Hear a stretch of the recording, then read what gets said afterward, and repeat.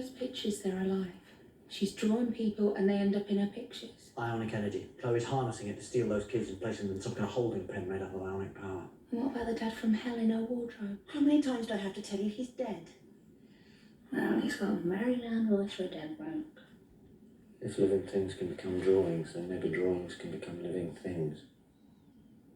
Ooh. Chloe's real dad is dead, but not the one who visits her in her nightmares. That dad seems very real. That's the dad she's drawn, and he's a heartbeat away from crashing into this world. She always got the worst of it when he was alive. Doctor, how could a 12-year-old girl be doing any of this? Let's find out.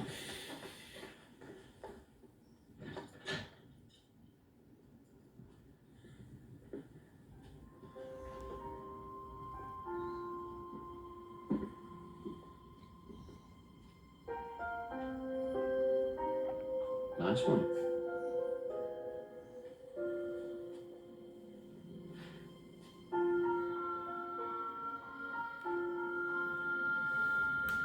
There we go. I can't let it. Now we can talk. I want Chloe. Wake her up. I want Chloe. Who are you? I want Chloe. What have you done to my little girl? Doctor, what is it? I'm speaking to you. The entity that is using this human child.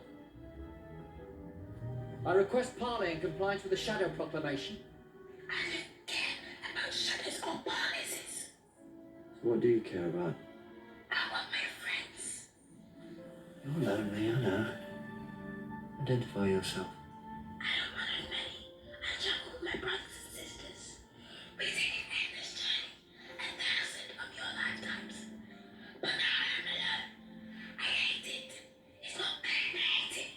Name yourself. I'm soulless. You're a soulless, of course. Our journey began in the deep realms when we were a family. What's that? Your soulless mother, drifting in deep space. See, she jettisons millions of fledgling spores. Her children.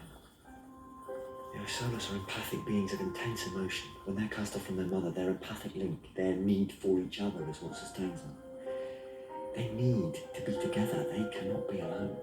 Our journey is long. The Osolas children travel, each inside a pod. They ride the heat and energy of solar tides. It takes thousands and thousands of years for them to grow up. Thousands of years just floating through space.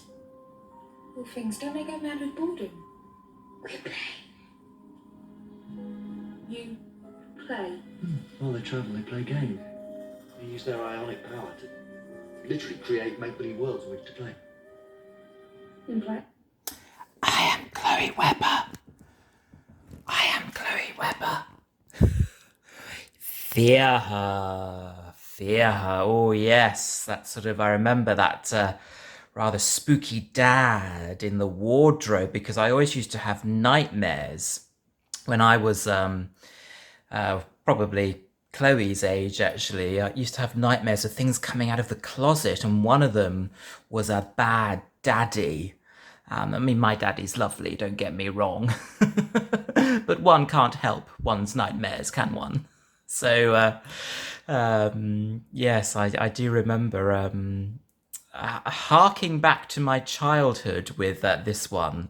I can't do that. Can you do that? That funny hand thing? Oh. I have to try and practice it. Yes, I was looking through my Doctor Who magazine of the first 5 decades. I'll just show you the front cover. This is rather nice. This was the one where they had the big vote for the first 5 decades of Doctor Who. The Day of the Doctor came out as number 1. The Twin Dilemma came out worst at 241, but just above the Twin Dilemma at 240 was this episode, Fear Her. Yes, it's hard to pinpoint why it would have come so low. It's I guess it's a reasonably original idea,